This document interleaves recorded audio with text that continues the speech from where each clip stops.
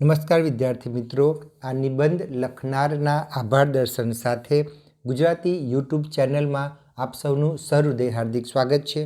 વિદ્યાર્થી મિત્રો, આજે આપણે કોરોના વોરિયર્સ નિબંધની ચર્ચા કરવાના છીએ. કોરોના વોરિયર્સ એટલે કોરોના વાયરસ સામે યુદ્ધ લડનારા અડગ યોદ્ધાઓ. આખું વિશ્વ જ્યારે કોરોના વાયરસની ઝપેટમાં આવી ગયું છે અને કોરોના વાયરસ અત્ર તત્ર સર્વત્ર ભારે તબાહી મચાવી રહ્યો છે, ત્યારે તેની સામે કોઈપણ પ્રકારના શસ્ત્ર સરંજામ એટલે કે દવા કે વેક્સિન વગર જંગ લડનાર દરેકને કોરોના વોરિયર્સ કહી શકાય. કોરોના વાયરસનું નામ લેટિન શબ્દથી મળેલું છે. લેટિન ભાષામાં કોરોનાનો અર્થ ક્રાઉન અથવા મુંગુટ થાય છે. આ વાયરસ ગોળ છે અને તેની સપાટી પર શાખાઓ છે. આથી તેનું નામ કોરોના વાયરસ રાખવામાં આવ્યું છે. 2019માં તેનો ફેલાવો થયો, તેથી તેનું બીજું નામ COVID-19 રાખ્યું હતું. જેમ કે corona virus disease 90 year 2019. World Health Organization WHO એ આ વાયરસને વૈશ્વિક મહામારી જાહેર કરી છે. આ જીવલેણ વાયરસે આખા વિશ્વને ભરડામાં લીધું છે. આ ચેપી રોગ હોવાથી સંક્રમિત વ્યક્તિના સંપર્કમાં આવવાથી વધુ ફેલાવાની સંભાવના રહે છે. ખાંસી, ઉધરસ, તાવ છે તમને? દવા કરાવો, ઢીલ કરો ના, નહીંતર એક બેદરકારથી લેશે લાખો જીવ કોરોના. શરદી, તાવ, ઉધરસ અને વારંવાર છીંકો આવવી, માથું અને શરીર દુખવું, ગળામાં સતત દુખાવો થવો, શ્વાસ લેવામાં તકલીફ પડવી, સ્વાદ અને ગંધનો અનુભવ ન થવો, સ્નાયુઓમાં દુખાવો થવો અને ખૂબ થાક લાગવો વગેરે કોરોના વાયરસના લક્ષણો છે. WHOએ કોરોના વાયરસને મહામારી જાહેર કરી છે ત્યારથી વિશ્વમાં લોકડાઉનની સ્થિતિ અમલી બની છે, કેમ કે કોરોના સંક્રમિત વ્યક્તિઓના સંપર્કમાં ઓછામાં ઓછા લોકો આવે, જેથી કોરોનાનો ફેલાવો અટકાવી શકાય. આ લોકડાઉનની સ્થિતિમાં પોતાની અને પોતાના કુટુંબની પરવા કર્યા વિના લોકોનું સ્વાસ્થ્ય જાળવવા માટે કોરોના વોરિયર્સ સતત કાર્ય કરી રહ્યા છે. મંદિર મસ્જિદ બંધ છે આજે, હોસ્પિટલ ખુલ્લી છે આજે, માનવ જાતની રક્ષા કાજે માનવો તૈનાત છે આજે.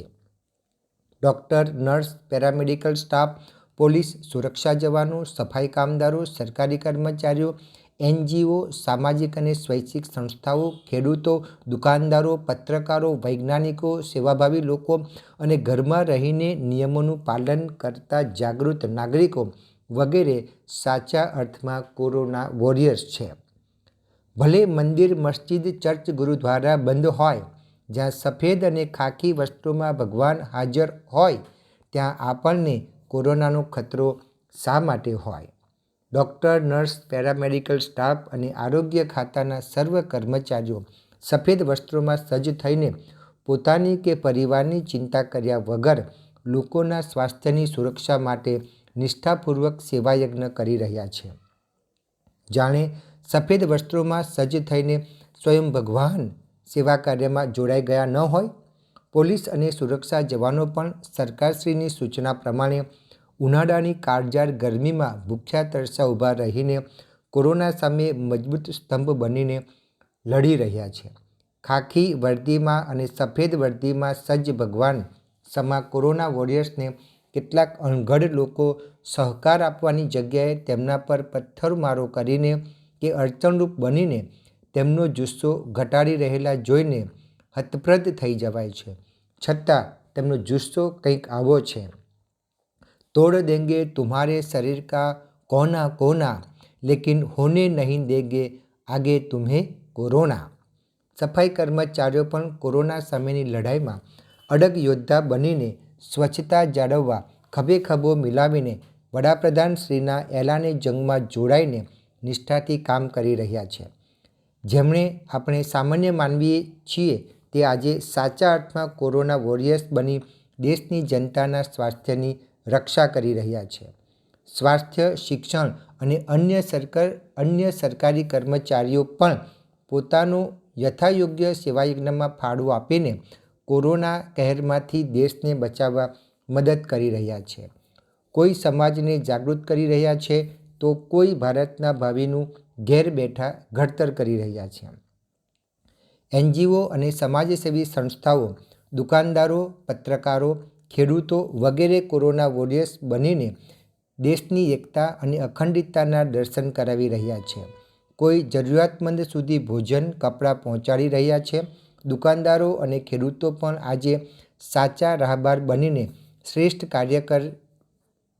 કાર્ય કરી રહ્યા છે. તો પત્રકારો ખૂણે ખૂણે બનતી ઘટનાઓ દર્શાવીને લોકોને કોરોના વાયરસની વાસ્તવિક સ્થિતિથી માહિતગાર કરીને ઉમદા કામ કરે છે. વૈજ્ઞાનિકો દિવસ રાત જોયા વિના દવા, વેક્સિનની શોધમાં મચી પડ્યા છે. તો સરકારની સૂચનાઓ ચુસ્ત અમલ કરી ઘરમાં રહીને કોરોના વોરિયર્સ બની રહ્યા છે.